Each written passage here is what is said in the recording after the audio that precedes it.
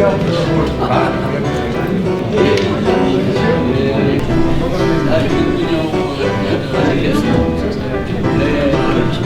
오늘 뭐 유튜브 라이브 하는데 잘 보시고, 옆에 우리 대한민국에서 제일 유명하신 고유양 교수님도 북한 통일 특강도 잘 들으시고, 네, 좋은 의견 댓글로 많이 남겨주십시오. 네. 식사는 12시쯤 하셔야 되고 주최측에서는 12시 20분을 예상하고 있습니다만은 제 뒤에 하신 고유학 교수님께서 식사 시간에 지음해서 강의를 하시면 여러분도 불편하실 것 같아서 강의는 40-50분 정도 준비해 왔으나 좀 최대한 짧게 30분 내로 말씀을 올리도록 하겠습니다. 어제 3시간밖에 자지 못했습니다. 너무도 뜻깊은 자리에 오랜만에 국회 와서 강연을 하려니까 가문의 영광이어서 잠을 못 잤고요. 또 하나는 대한민국의 민주주의 발전에 또 한반도 평화에 있어서 두 역사적인 거목이신 김대중 대통령님 또 김영삼 대통령님께서 만드신 민추협의 오늘이 35주년으로 금년이 알고 있는데 35주년 기념일에 또 김대중 대통령님 서거 10주기를 맞이해서 그 자리에서 평소 제가 존경하는 우리 권노갑 이사장님 또 김동영 이사장님 또 우리 이석현 또 회장님 모시고 이렇게 발제를 하게 돼서 너무너무 무거운 책임감으로 어떤 준비를 많이 해왔는데 고민은 어떻게 짧게 핵심적으로 이야기를 드리는 걸 고민을 하고 있습니다. 우선 뭐 친한 관계상 여기 참석하신 김대중 대통령님을 모시면서 함께했던 여러 선배 의원님들 일일이 말씀 올리고 또 권노갑 고모님을 통해서 김대중 대통령님 만나 뵙고 또 함께 김대중 대통령이 3단계 통일론, 햇볕 정책 등등을 입안하고 토론했던 그런 소중한 경험들을 공유하고 싶지만 그러다 보면 시간이 점심시간으로 치닫을 것 같아서 오늘 제가 말씀드리고자 하는 초점은 김대중 대통령께서 생전에 계시다면 과연 문재인 대통령에게 어떻게 외교를 펼치라고 조언해 줄 건가 하는 고민들을 오래전에 오늘 이런 발제를 맡으면서 고민해 왔습니다. 그 말씀을 올리고자 합니다. 또 개인적으로 저는 뭐 두 번의 박사 논문을 썼는데 첫 번째 박사 논문은 북한 문제 통일 문제로 썼고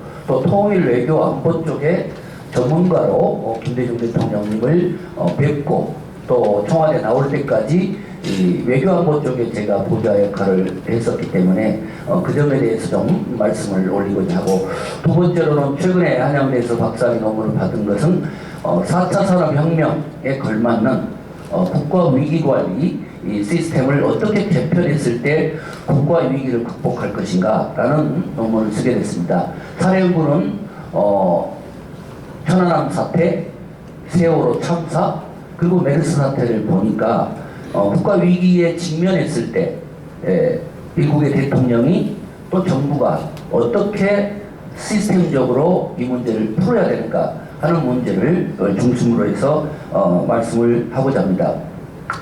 우선 오늘 이 자리에 와서도 줄곧 제 머리를 지배하고 있었던 것은 김대중 대통령님의 외교 철학 또 외교적인 이런 기본 정책 방향 그리고 만약 지금 문재인 대통령에게 한일 경제전쟁, 북핵 평화해법 그리고 끝모를 국내 정치적인 보역 간의 갈등이 전개되고 있을 때 후배 동지인 문재인 대통령에게 무슨 이야기를 해주실 건가? 어떤 화두를 던질 건가? 이 생각을 해봤습니다. 여러분 어떻게 생각하시나요? 네, 우선 첫째는 실사구시 외교를 펼쳐라. 네, 확고한 한미동맹의 토대 위에서 일본의 아베가 아무리 친궁극주의적인 행보를 해온다 하더라도 또 김정은 위원장이 잘 나가다가 요즘에는 또 아주 알 수 없는 압박 외교를 펼치는 이 상황 속에서 김대중 대통령께서는 문재인 대통령에게 어떤 경우도 국익을 최우선하는 실사부시 외교를 펼치라 이 말씀을 하실 것 같고, 그 중심에는 비록 트럼프 대통령이 5조라는 납득할 수 없는 방위비 분담을 요구하고 그 외에 도대체 한미 동맹을 생각하고 있는가 싶을 정도로 패권적인 정책을 펼치고 있음에도 불구하고, 그럼에도 끝까지 한미 동맹은 고수하고, 그리고 당신께서 오부치 총리와 함께 김대중 오부치 공동선언을 성사시켰던 것처럼 지금의 한일전쟁의 경제전쟁의 위기를 오히려 기회로 만들어서 제2의 문재인 아베 공동선언을 통해서 과거 부사 문제 풀고, 그리고 한일 군사 정보 보호협정 문제 풀고, 또 양국 간의 경제적인 무역 갈등 풀 수 있는 그런 실사부시 외교를 펼치라, 이렇게 주문을 할 것 같습니다.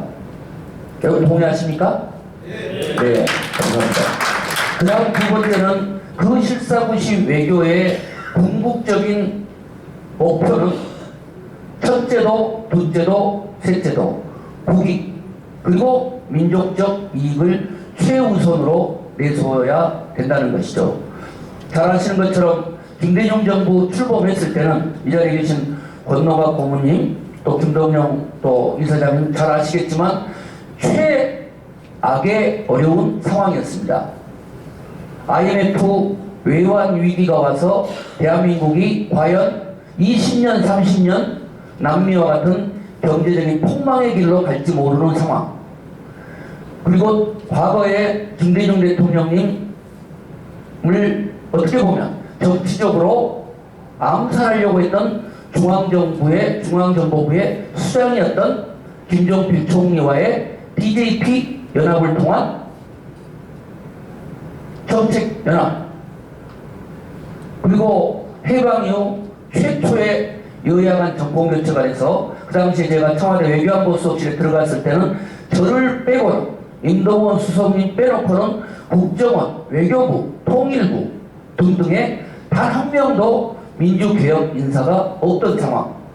그 상황에서 IMF 외환 위기를 극복해야 됐고, 또 BJ 변합을 실천해야 됐고, 그 와중에 일본은 한일 어법정 일반 폐기를 하게 되는 이 상황 속에서 남북 정상회담을 성사시켰고, 노벨 평화상을 수상하셨고, 그리고 한미동맹을 터기 위해서 김대중 오부치 선언을 했던 그 원동력은 무언가? 결국은 실사부시 외교, 민족적 이익과 국익의 최우선이었다고 저는 생각을 합니다. 그리고 또 하나 가장 중요한 김대중 대통령님의 외교 철학, 국정 운영의 방식은 시스템적인 운영이었습니다.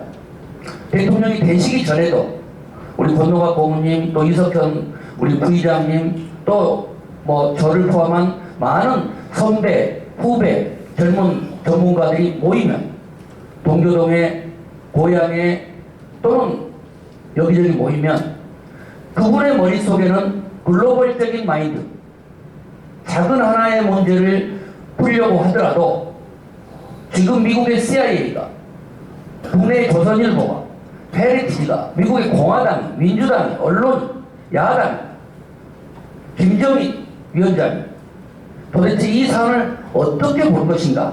그렇다면 이 문제를 풀 때 미국은 대통령을 어떻게 설득하고, 의회를 어떻게 설득하고, 국회는 집권 여당을 어떻게 설득하고, 야당을 어떻게 설득하고, 국내는 보수 진영을, 김대중 전 대통령을 빨갱이라고 확실히 믿고 있는 극우 진영들을 어떻게 해결할 건가 하는 이런 시스템적인 마인드, 로드맵을 가지고 모든 현안을 접근하셨다고 저는 믿습니다. 또 그 글로벌적인,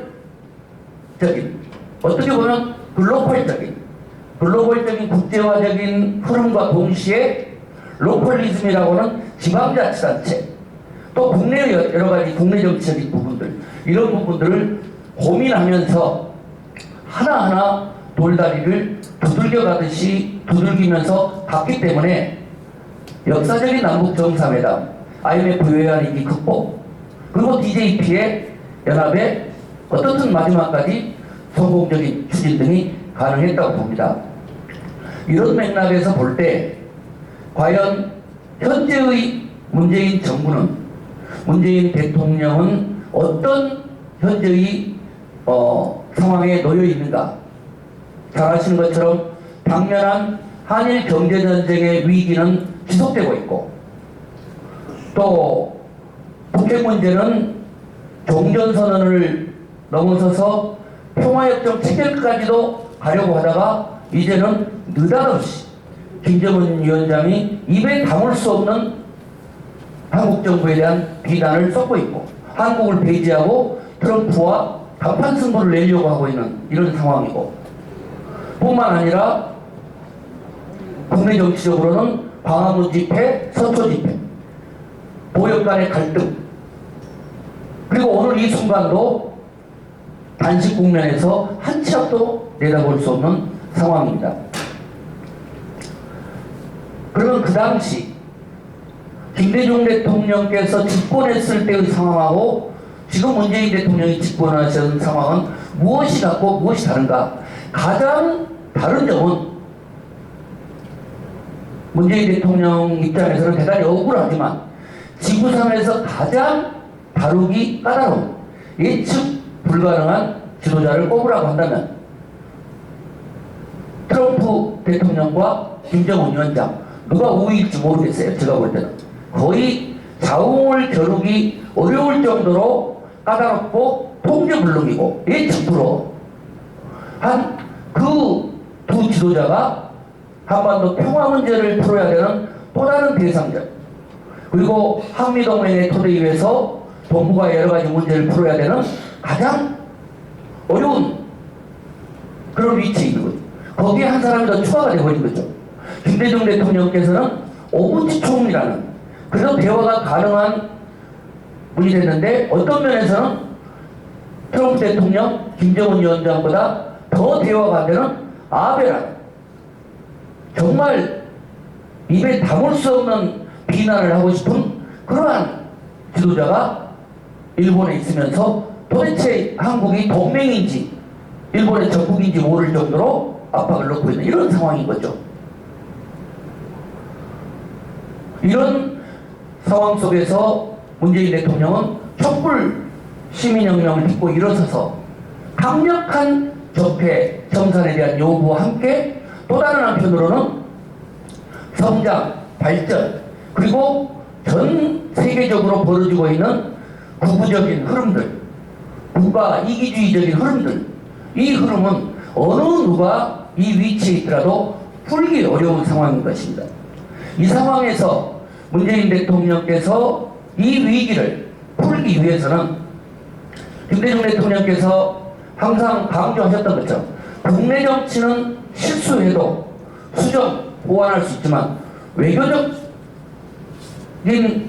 전쟁에서, 정책에서 실패는 돌이킬 수 없다라는 이런 맥락에서 본다면, 또 국제정치의 기본 폐제라고 할 수 있는 외교는 국내 정치의 연장이다 라는 맥락에서 본다면, 문재인 정부의 성패 여부는 국내 정치적인 적폐청산도 중요하지만 과연 한일 경제전쟁을 어떻게 승리하고 윈윈할 수 있는가, 북한의 핵을 포기케 하고 실질적으로 한반도 평화체제를 구축할 수 있는가, 그리고 궁극적으로는 한반도의 동북아의 평화경제를 안정적으로 구축함으로써 국내 정치적으로 일자리 창출, 민생경제 회생, 국민적 통합을 이룰 것인가 하는 이 과제를 안고 있다는 거죠.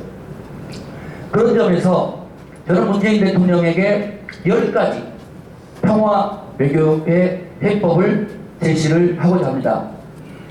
시간 관계상 다 제안할 수는 없지만 여러분께 나눠드릴 자료에 있고 또 별도의 준비한 자료를 드리도록 하겠습니다. 우선 첫째는 그동안에 이명박 박근혜 정부에서 펼쳐졌던 국가 위기관리의 대응을 보니까 세월호도 천안함도 그리고 메르스도 골 때리는 상황인 거예요. 대한민국의 천안함을 침몰시킨 북한의 잠수정이 나왔는데 해군에서는 세 대가 출몰한 것 같다고 해서 세 대로 보고하고 나중에는 그 세 대를 아주 융단 폭격하는 군사적 공격을 감행합니다. 골든타임 때. 세월호 때 아시죠? 시민들의 안전을 구해야 되는데 선장부터 시작해가지고 모든 안전을 책임져야 사람들이 술 퍼마시고 있거나 선장부터 튀거나 허위 보고하거나 컨트롤타워가 준비가 안 돼 있는 거예요. 필연적인 거죠. 그래서 결국은 문재인 정부가 전체적인 한일 경제전쟁, 한미동맹, 지소미아 조건부 유예에 따른 한미동맹의 강화, 지구상에서 가장 다루기 힘든 트럼프, 김정은 간의 북미 정상 간의 화해와 타협을 통해서 한반도 비핵화의 실현, 그리고 청와대표 단식, 여의도의 끝없는 투쟁, 이 모든 문제를 풀어나가는데 열쇠는 뭔가? 물론 한 가지 해법이 있을 수는 없지만 저는 바로 모든 외교정책의 기본을, 국정운영의 기본을 민족적 이익과 국가 이익에 기초한 DJ식 실사구시 정책에 입각해서 추진해야 되고, 이 모든 사안이 연결이 안 돼 있는 것 같으나 긴밀 한일 경제전쟁은 군사정보보호협정하고 연결돼서 한미 동맹과 연결돼 있고, 북한 문제의 해결은 트럼프 대통령과 김정은 위원장을 설득해서 한반도의 비핵화 프로세스하고 연결해야 되고, 이러한 외교적 문제를 풀지 않고서는 대한민국의 국가경쟁력, 일자리 창출의 미래는 없다. 그렇다면 어떻게 풀어야 되느냐? 위기관리 시스템을 혁신적이고 혁명적으로 개편해서 AI 혁명, 4차 산업혁명에 맞는 스마트 국가 위기관리 시스템으로 재편해서 이 문제를 풀지 않으면 한일 경제전쟁이 풀리고 나면 미중 경제전쟁이 발생하거든. 방위비 분담 문제가 풀리게 되면 또 다른 한미동맹 문제가 생기게 되는 거고, 국내 정치적인 보역 갈등의 문제가 생기면 또 다른 총선 앞두고 또 다른 정치적 사안이 풀리기 때문에 이것은 철저히 문재인 대통령을 중심으로 해서 청와대, 그리고 정부, 국회, 시민사회, 그리고 국제적인 이런 네트워크, 민취업에 계신 대한민국의 민주주의와 평화를 위해서 애쓰신 원로분들의 경륜, 이런 부분들을 시스템적으로 활용을 해야 된다, 이렇게 생각을 합니다. 그래서 마지막으로 제안 드리고자 하는 10가지는, 우선 첫째는 골든타임을 놓쳐서는 안 된다. 천안함 침몰, 세월호 침몰, 이때 나오는 가장 중요한 위기의 시기에 골든타임을 놓치면 해결하기가 어렵다. 그렇다면 문재인 정부가 지금의 외교적 위기, 국가적 위기를 풀 수 있는 골든타임은 언제냐? 과거도 있었고 얼마 전에도 있었지만 저는 2019년 오늘 우리가 국회에서 이 의미 있는 김대중 대통령 서거 10주년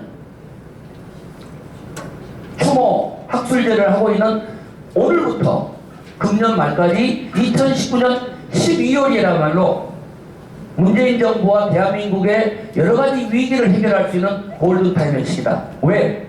내년 4월은 총선이 있고 미국은 대선이 있고 지소미아 유해결정은 연말까지고 한일 간의 경제적인 이런 외교적 타결도 연말까지 시한이고,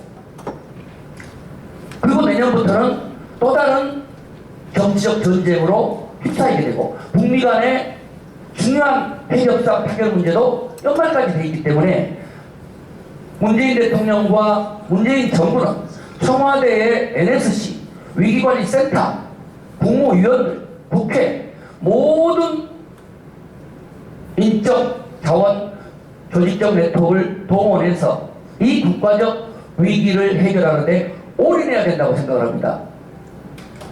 감사합니다. 두 번째로는 이 위기를 풀어내는 데 있어서 중요한 건 통합적인 국가 위기관리센터입니다. 여러 가지 벌어지고 있는 외교적 현안, 국내적인 사건의 그 이면을 보면 다 공통된 뿌리가 있습니다. 원인도 있고 다 연결되어 있다는 거죠. 한일 경제전쟁 따로, 한미동맹 따로, 북핵 위기 따로, 여의도 야권 대책 따로 그렇지 않다는 것이죠. 그러기 위해서는 통합적인 국가 위기관리센터가 필요하다. 외교안보는 있습니다. NSC에.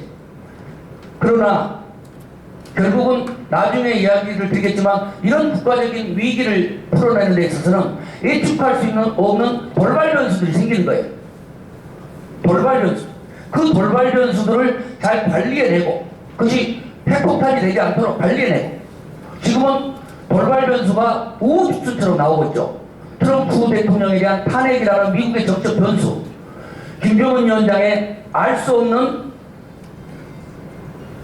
돌발적 행동, 그리고 타협적인 정치 국면을 풀어내나가는 데 있어서 또 야권의 자유한국당을 비롯한 정치적인 진영에서의 또 대결적 상황, 그리고 뭐 이런 상황. 그러기 위해서는 통합적인 위기관리센터가 청와대, 총리실 그리고 다양하게 구축되어야 됩니다. 그러면서 아까 말씀드렸던 세 번째로는 돌발적인 위기 상황을 잘 관리해야 됩니다. 그 다음에는 그럼 이 문제를 누가 풀어낼 것인가? 문재인 대통령이 모든 현안마다 김정은도 설득하고 트럼프도 설득하고 또 황교안 대표도 설득하고 모든 현안에 나와서 문재인 대통령이 해결할 건가? 그렇지 않죠. 청와대 수석, 장관, 또 그 외에 있는 민주당, 야당, 또 시민사회 내에 있는 많은 원로와 전문가 그룹과의 협치적 시스템을 가동해야 된다. 그것도 사안 자체가 대단히 국제적으로 연결되어 있기 때문에 글로벌적인 네트워크를 활용해야 된다는 것입니다.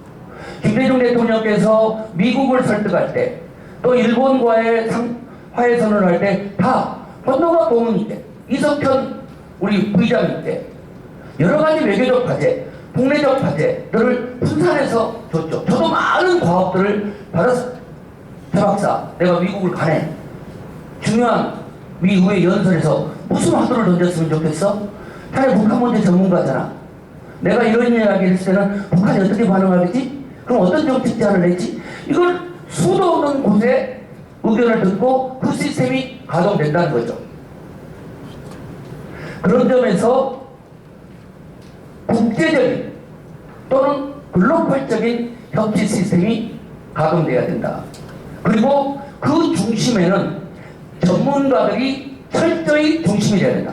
외교 전문가, 통상 전문가, 안보 전문가, 국내 정치 전문가 등등 이 각계의 전문가들이 자율성을 가지고 책임성을 가지고 움직이되 이것을 통합적으로 위기관리 역할을 해내야 되고 그 사안별로 어떤 경우는 예상치 못한 결과가 나왔을 때 지금 몇 달 전하고 많은 상황이 바뀌지 않았습니까? 1년 전하고는 내일 모레라도 종전선언이 되고 평화협정 체결이 될 거로 알았는데 하노이 회담 결렬한 이후에 남북관계는 북미관계는 또 예측할 수 없는 상황이 되는 거고 한일 경제전쟁의 상황도 거의 뭐 전쟁 일본 직전까지 가는 갈등적 상황이었는데 다시 또 통합 국면으로 오고 이건 계속 반복될 거다. 이러이런 흐름에 일희일비하지 않고 글로벌적인 협치 시스템을 가동하고 거기에 통합적인 위기관리센터가 통제적 역할을 하고 각 그룹들에게 전문가적인 역할을 부여하고 시기마다 사안마다 골든타임을 놓치지 않고 그래서 어떤 사안을 잘 풀리면 거기서 시너지 효과를 보이고, 그러지 않을 경우는 또 거기에 대한 반면교사를 보면서 다시 원점으로 돌아가서 모든 초점은 국가 이익, 한반도 평화경제 실현이라는 민족적 이익, 실사고시에 입각해서 원칙은 분명하되 대응은 유연하게 해야 된다. 그런 점에서 문재인 대통령께 요구되는 부분은 가장 필요한 부분은, 그리고 김대중 대통령께서 지금 생전에 계신다면 첫째도 둘째도 셋째도 국익에 기초한 실사고시 외교다.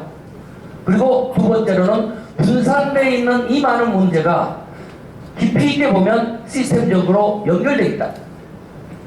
최첨단화된 AI 혁명, 스마트 그리고 4차 산업혁명, AI 혁명, 4차 산업혁명의 기초와 빅데이터에 의존한 스마트 위기관리 시스템으로 접근해야 된다. 이런 조언을 해주실 거라고 보고, 큰 틀에서 문재인 정부는 저는 잘 가고 있다고 봅니다. 많은 비난에도 불구하고. 문제는 왜 그러면 잘 안 풀리느냐.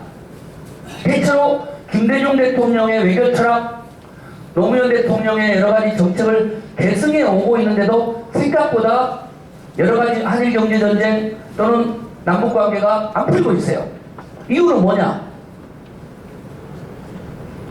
억수로 다루기 힘든, 정말 김대중 대통령이 계셨어도 밤새 밤잠을 못 자면서 트럼프를 어떻게 설득해야 될지, 아베와 어떻게 대화를 나눠야 될지, 그 젊은 김정은 위원장을 어떻게 풀어서 이 모든 문제를 풀어야 될지, 그리고 전반적인 국가적인 부분은 요즘은 시진핑마저도, 중국마저도 뭐 도대체 뭐 통제 물론일 정도로 가는 이 어려운 상황, 그리고 국내 정치적으로도 BJP 연합을 가능한 보수와 진보 간의 타협적 국면보다는 끝모를 갈등이 되어 있기 때문에 그런 점에서는 어렵다. 하지만 어려운 일을 해결하는 것이 대통령이고 또 그걸 바라는 것이 국민이다, 이렇게 생각을 합니다. 그래서 결론적으로는 우리 문재인 대통령께서 그동안 해왔던 기본 원칙은 유지하되 과감하게 내년 총선을 앞두고 2019년 12월을 중요한 골든타임으로 알고 모든 국가적인 자원, 네트워크, 정보 등등을 총동원해서 이 국가적 위기관리 시스템을 해결하는데 국익에 기초한 실사고시 외교 또 국정운영을 해야 된다고 저는 여러분께 말씀을 올리고, 다시 한번 이렇게 영광스러운 자리에 제가 여러분께 발제를 하게 돼서 가문의 영광이고 또 아주 큰 보람을 합니다. 또 무엇보다도 제가 정치를 김대중 대통령님으로부터 배우는 과정에서 정말로 때로는 아버지처럼 때로는 큰형님처럼 격려해 주신 우리 권노갑 고모님, 이석현 또 부의장님, 또 우리 갑자기 김동영 우리 또 민주평등 부서부의장님, 항상 뭐 같은 당은 아니었지만 만날 때마다 격려해 주시면서 유심히 지켜보고 있다, 잘해라 라는 이런 격려를 해주신 말씀들, 또 이 자리에 한 분 한 분 이 거명할 수 없는 여러 선배님께 감사드리고요. 또 우리 고양시에서도 김대중 대통령을 너무도 저보다 더 사랑하는 10분의 최정예 전문가들이 함께해서 오늘의 이 강의는 별로 구독자 수는 적지만 추석TV를 통해서 페북, 유튜브 또 트위팅을 통해서 지금 라이브 되고 있다는 말씀도 보고를 올립니다. 진심으로 감사드리고, 김대중 대통령의 실사고시 국익 외교의 기초에서 우리 문재인 대통령께서 한일 경제전쟁 승리하고 북핵 평화 문제 해결해서 정말 촛불 시민 혁명 광장에 나왔던 시민들로부터 박수를 받을 수 있는 임기 후반이 되기를 바라고, 민취업 35주년에 여러 선배 동지님들이 계셨기 때문에 오늘의 대한민국이 있었다는 말씀으로 저의 존경의 마음을 대신합니다. 감사합니다. 고맙습니다.